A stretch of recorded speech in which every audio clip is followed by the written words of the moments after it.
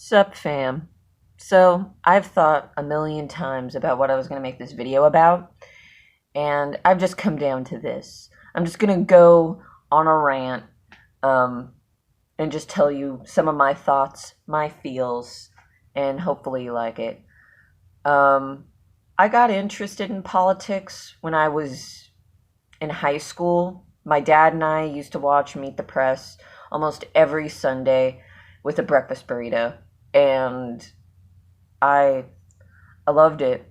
I would read things all the time about um, what was going on in the world, and I just fell into it. But the one thing that always really got me interested in things were like the dystopian novels that I would love reading. The one that I really liked was Ray Bradbury's Fahrenheit 451, and after that, I just consumed anything I could in terms of like the news and what was going on. It got me more interested in other dystopian novels like George Orwell. Um, I just loved that whole sort of thing. But once I got older and I graduated high school and I couldn't find a job for the life of me, like much like the people my age couldn't, um, I became so angry and lost and everything, and that's when I joined Occupy Long Beach. I wasn't as deeply involved as some people because at the time I had a job and I had a boyfriend, and there was only literally so much I could do. And there were moments when I was a part of it where I felt ostracized from a lot of the people there because I wasn't as radical as some people, and I wasn't an anarchist, and I didn't feel like in some ways I belonged. And there were even certain progressives, cliques of progressives, that I just felt like I couldn't even really find myself belonging to. Like the whole feminists that I would see at Occupy Long Beach, who, for most of them, they were pretty nice, relatively speaking, but a few of them were very tribal almost. Like you had to believe exactly in the way in which they believed it. Otherwise, you just weren't accepted.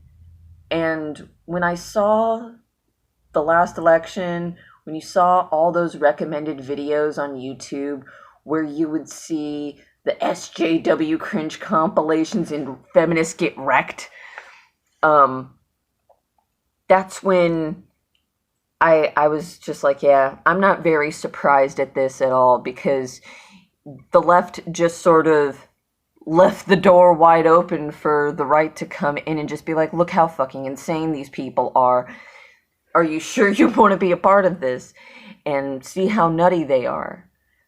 And they had no one to really blame but themselves. The left used to be so much different. Even when I was younger, it felt like it was the right who were the nutty ones, or at least the religious right. The ones who were going and imposing religious views. Those were the ones that seemed pretty goofy. And then somehow, between then and there, the left sort of became the kooky ones. And I thought, maybe this is just the same way in which the Tea Party was to Obama, the SJWs would be towards Trump during his administration. Like, maybe this is our time to be a little goofy and a little bit nutty. But what became more and more unsettling is the fact that average people, normal people, just seem like they can't have conversations with other people because of their political views. It just seems like, to me, people are aligning their political views as to who they are as a person entirely, instead of just a part of who they are now. I even remember as a kid, yeah, you tease and poke fun at one another, but it wasn't nothing personal. It wasn't a dig at the other person. And now it just feels like it's just a dig at the other person. It's just a dig at who you are as a person, you know? If you question anything, or you try to have a genuine, sincere conversation with somebody, you know, you could be ostracized from other people. It's so tribal, and it's just so nutty to me that people are like that, you know? Hell, I've lost friends even because, oh, somebody was a conservative friend of mine, and I would talk to them, and somebody who was more left-leaning would be like, why are you talking to them? And it's like, well, why not? Why not talk to them? Because believe it or not, conservatives and liberals have a lot more in common on certain issues than what they don't.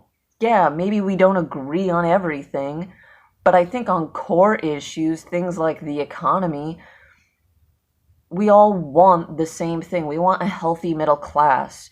We want a system that works well for everybody. We want a democracy that functions properly. I had a conversation with a guy I had met online who was a thangz supporter, and he was interesting, to say the least. At first, he and I had a lot in common. You know, we talked about how, like, the media was really unfair to Yang, and how he didn't get as equal of treatment. But it really spiraled out of control, because it went from like, oh, I believe in, you know, slightly stronger left-leaning views, to just like, oh yeah, I believe that we should totally, this is him, we should totally eradicate our whole entire representative democratic system and replace it with an authoritarian regime. And it would work best because, you know, their interests are aligned with the interests of the people. And I'm just like, what? It's like, at this point, I'd rather talk to a conservative than somebody like this, because at least on the core values of things, most conservatives and most Democrats have a lot more in common than what they don't. Because people like that, people who genuinely advocate for authoritarian regimes, they're the real fucking enemies of this country. They're the people that we should be more afraid of than anything. And don't get me wrong, there's definitely an authoritarian right wing as well. But so often I see people who are just like, oh, well, you know, it's only the right that are like that. It's like, no, the left can do it as well. Enough people can want to sign off their individual rights and liberties for some kind of safety are just as dangerous who are to people who go and want to impose their moral will on people as an authority figure. It's pretty interesting times. But at the end of the day, I think most people just want a functioning democracy. People just want a society that works for everybody. Oh, we live in a society. I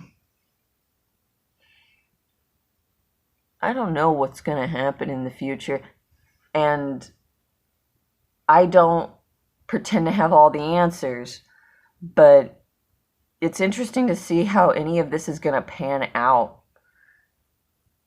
And it doesn't seem like there's anybody rivaling Trump at this point either. Leave any of your opinions in the comments below. Give me suggestions what you'd like to see me do. Alright, bye.